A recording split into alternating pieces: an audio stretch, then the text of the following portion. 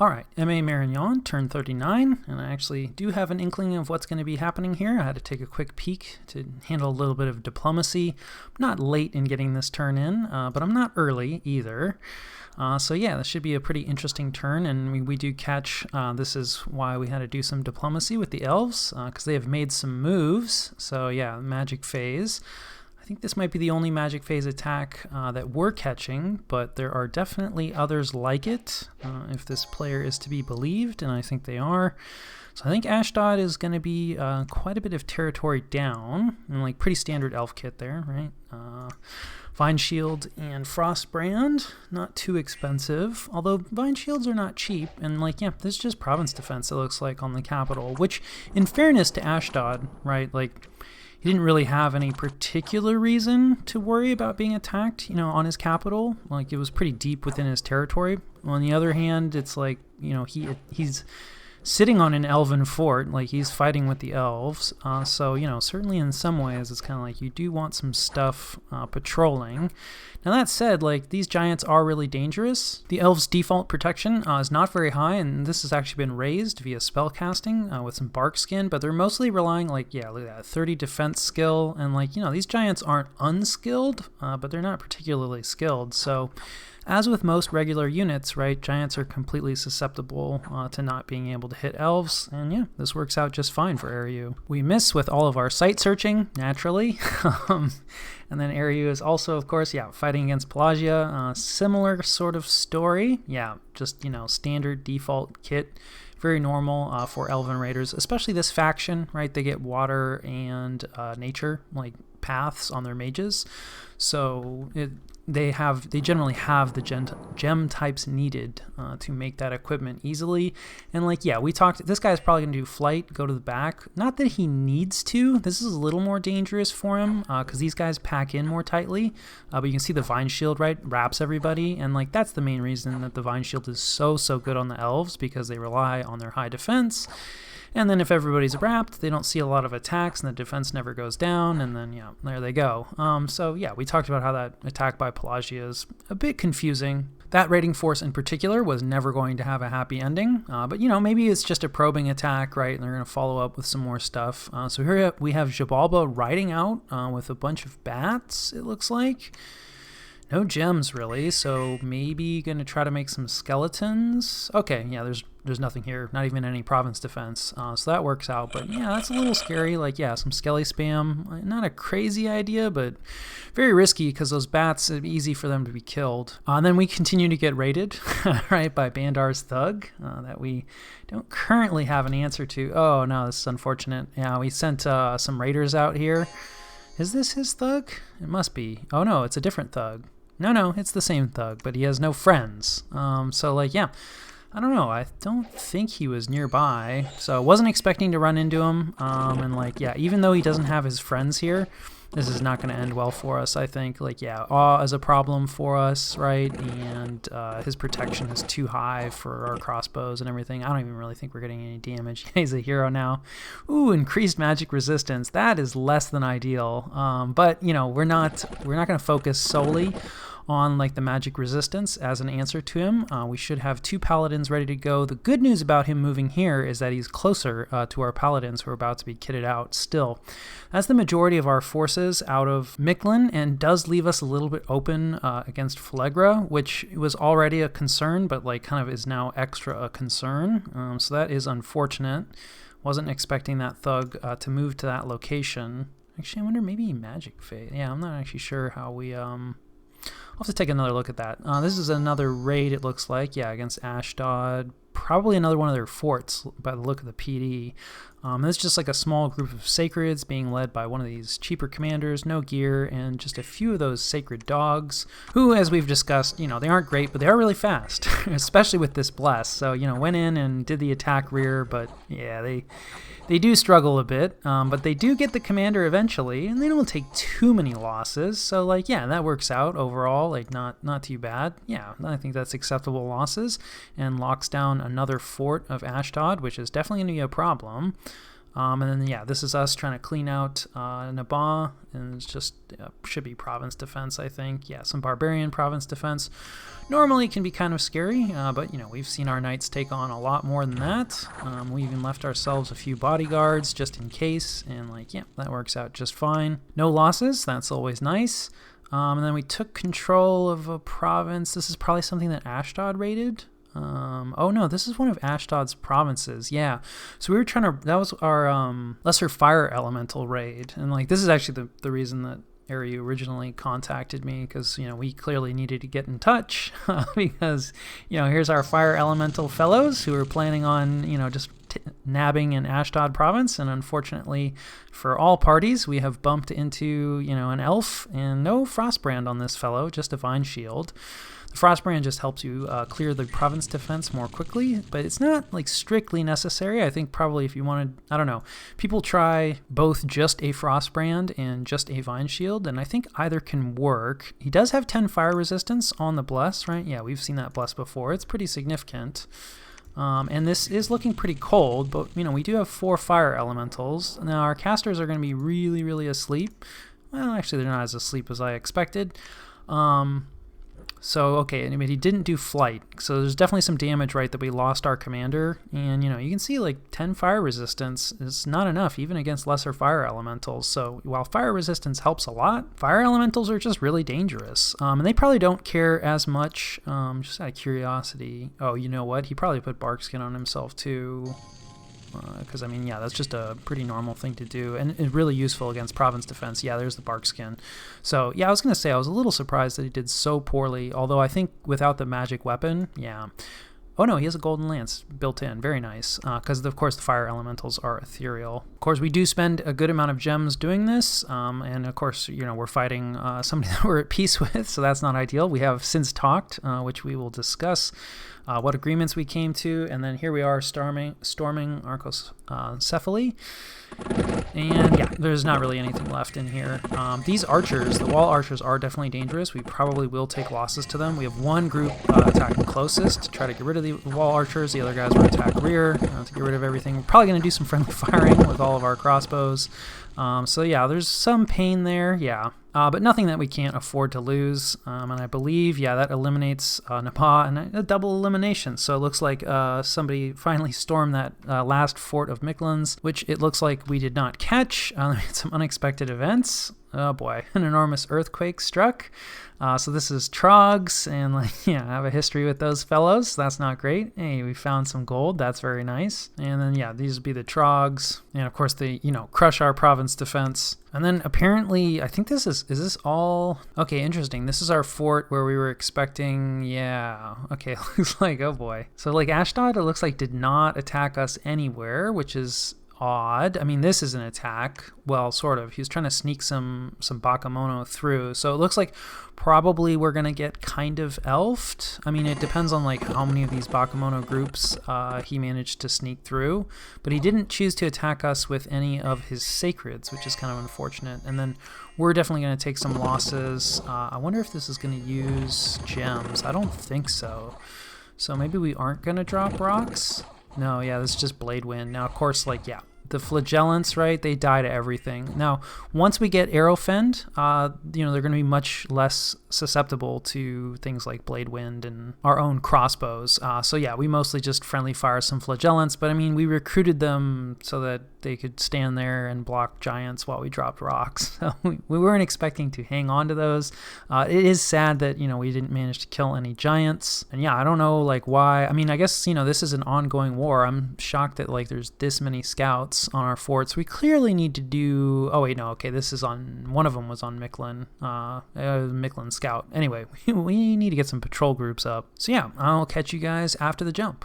All right, this is the situation and what we're doing about it. Kind of not a rough turn, just, you know, had a direction and now we have to change it. So everything, that I talked like gatewaying up here and going after Ashdod, like, yeah, we can forget all that. Ariu has launched like just a massive attack, a lot of Cloud Trapeze attacks, and it's taken a ton of stuff, which is fine. It just means that, obviously like now attacking into Ashdod is problematic. I think they're going to be able to handle it. There's probably like some Bakemono groups loose in our territory, right? And we still have these giants here, so we're going to go after them, like same kind of plan, so nothing's changed there. But now we're pretty much just looking at driving, the giants out of our territory. Ariu asked to trade this province for this province here, so I'm totally fine with that.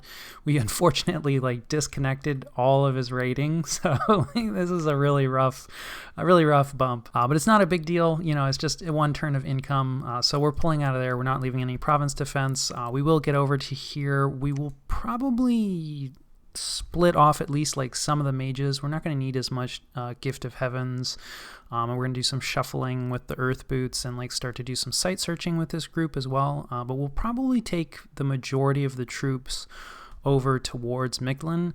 Phlegra has not gotten back to me about a non-aggression pact, and that's never a good sign, but I mean, at the same time, sometimes I'm slow about Diplo, so trying to not jump to conclusions. We can see that Xibalba has been summoning, a bunch of undead chaff. Like they still have a bit more to be doing here, but this war is basically done.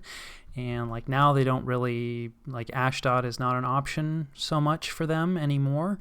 And then, other targets, like there's Agartha. It does kind of look like this war is winding down a bit. We can see Agartha sieging one of Jotunheim's forts. But, they have armies kind of already on our borders here. They have some of their thugs here. And we just lost a good chunk of stuff to Bandar. So who knows? But we may have to defend this soon. So to that end, we're kind of doing nothing with our army.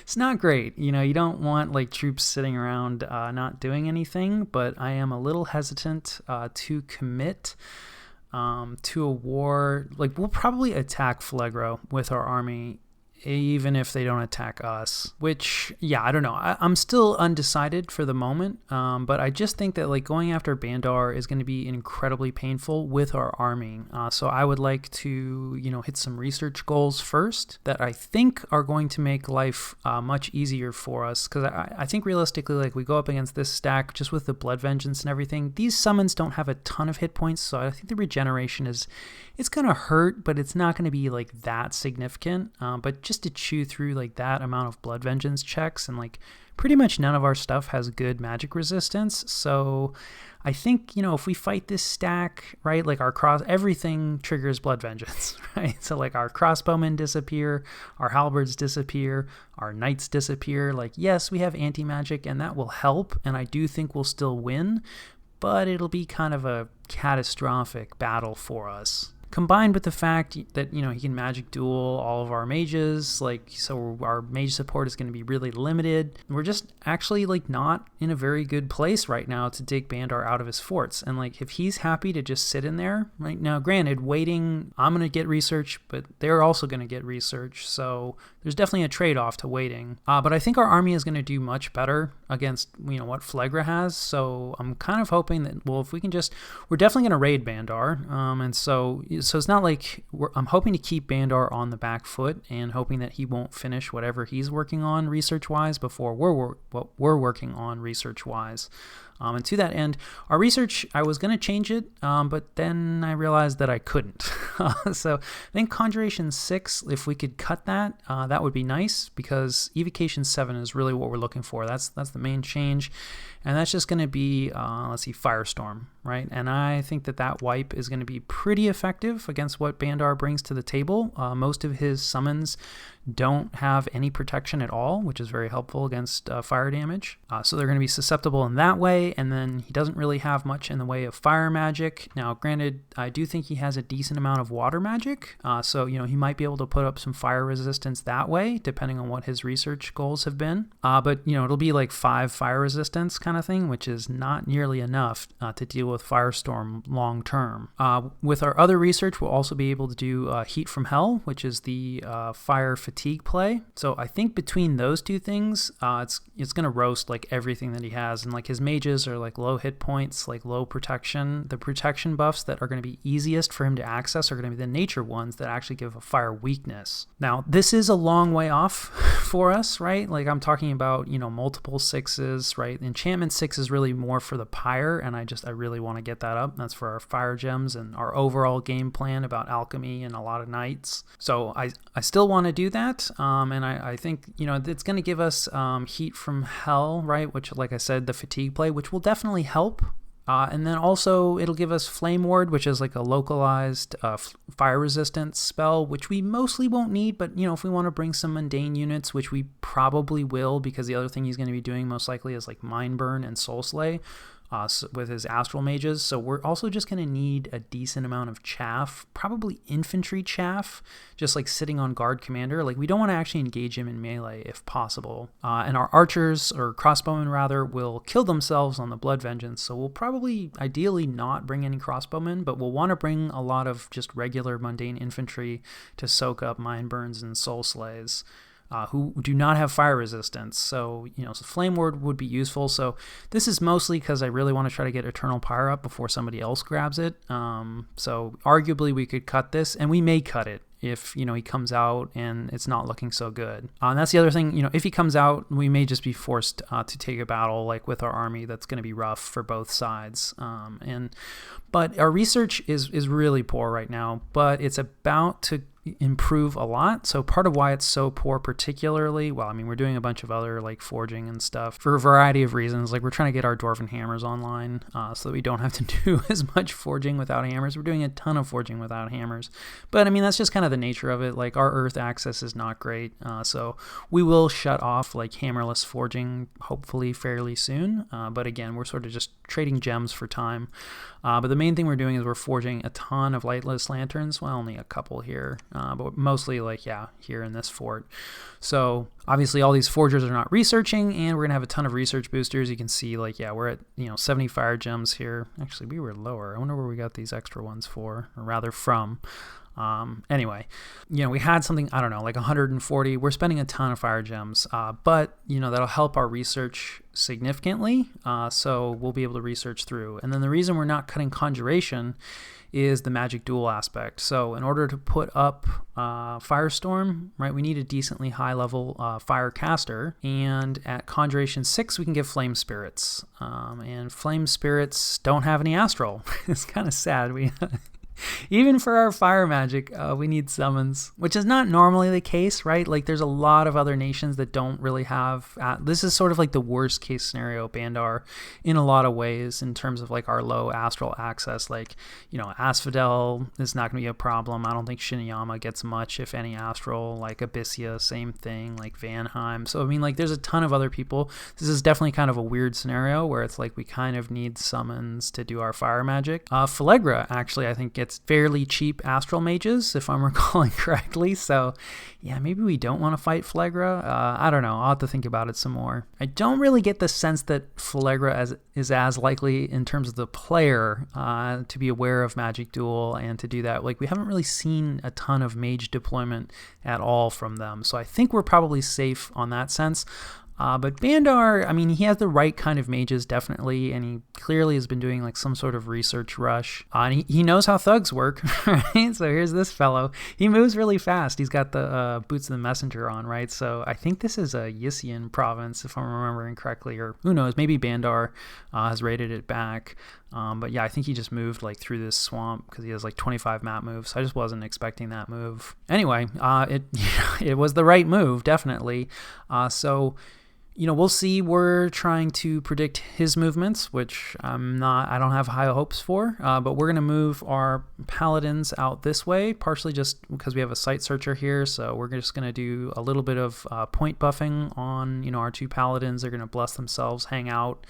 Holding here is arguable, but it allows us to get like more buffs on them, and we're we're really committing here. So we're also going to teleport out, let's see, some fellow from somewhere. Yeah, this guy. So we've given him some penetration gear, which, like, yeah, we'll see. Maybe it's just going to be a waste of gear. But, so he's going to teleport in onto that province, and he's going to cast anti-magic so that our paladins are more likely to survive the blood vengeance. He's going to put out the lights because his thug is pretty killy, and, our paladins could definitely die. And then he's going to try to throw out a bunch of paralyzes, which normally I try to prevent the AI from casting and curse it when it does. But in this case, right, the paladins are going to be the killing element, and paralyze is more likely to pass the magic resistance check, and he has some penetration gear. So if he can paralyze that thug, then thug is as good as dead from our paladins. So we'll see if he moves into here. I have pretty high hopes we're going to kill him. It is possible that he jumps on Micklin, in which case he'll lock that down, and that'll be annoying, but it is what it is. People are often a bit leery of jumping on top of forts, with good reason often. So yeah, I don't know. We'll see. If he doesn't do that, then we'll start to raid back. We'll continue to raid him, or, well, start re-raiding him, basically. So this raiding group is moving back, and we'll probably grab the cave and then actually move back into this province, because this guy actually we've had him more or less since the start of the game. He's got a bunch of experience stars. He also got lucky on the age roll, which is relevant on the paladins. He's a youthful 42. And so, like, this guy is definitely worth, I think, kitting out in this manner. We don't want to risk him in, like, some really risky raids, so he'll probably raid this cave, come back, and then we'll gear him out. And then we are also, moving out another group, and I think we're probably just going to use, like, witch hunters to lead them, which is not great, but, like, paladins are really expensive. They're 145, right? Like, a witch hunter is actually, like, not that much more expensive.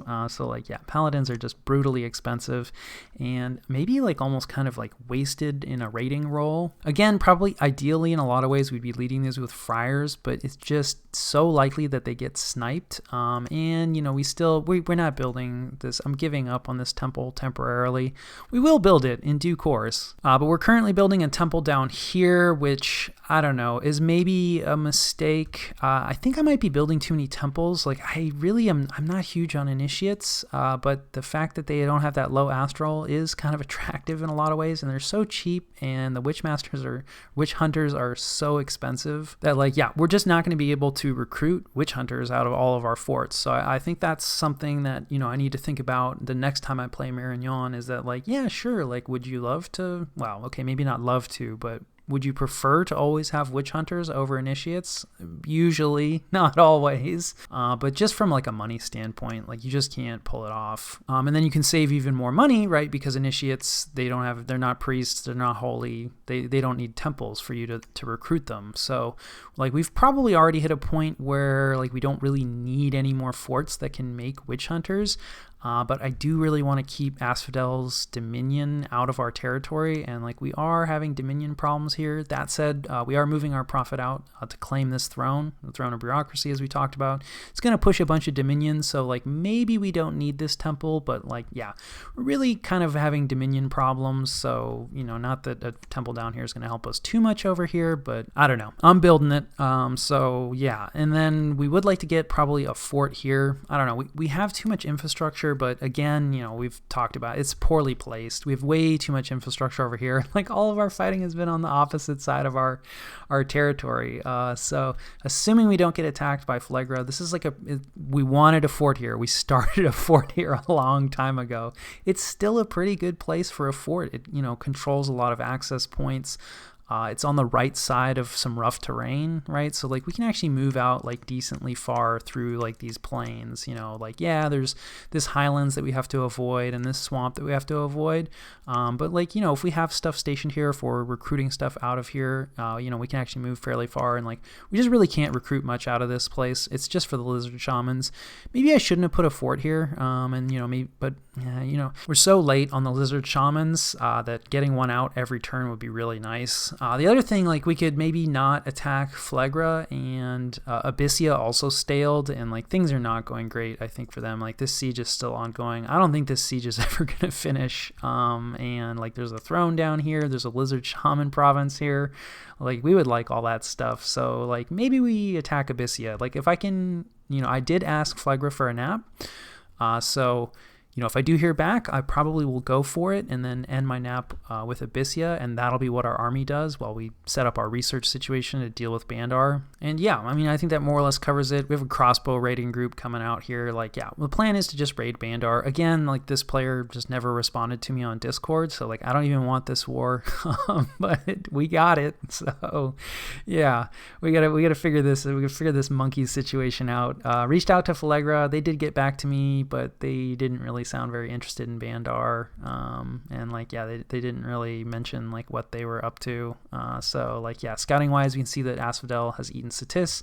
Still haven't found Asphodel's capital. They are like pretty massive. They are the only ones with a global up, Mother Oak. So like, yeah, the Asphodel situation I think is going to be a late game problem, hopefully. So we'll see about that. And then probably the only other thing of note is we found a sub for them, and they managed to make peace with Man. So they are no longer fighting. So it'll be interesting to see like where they go. And we're also going to hold off on dealing with the Trogs. Like, this wasn't a particularly great province. And like, yeah, we're recruiting more Knights of the Chalice here in the capital. And like, we'll give them to this Paladin. And once they hit a critical mass, we can be trampled by the Trogs. So we do have to be a little bit careful. But the Lance charge is going to kill them pretty quick. And we have high defense. So yeah, we could potentially split out some of our army. But until I know about the Flegra situation, we do want to be at a lab so we can gateway, at a moment's notice. So yeah, I think that more or less covers turn 39.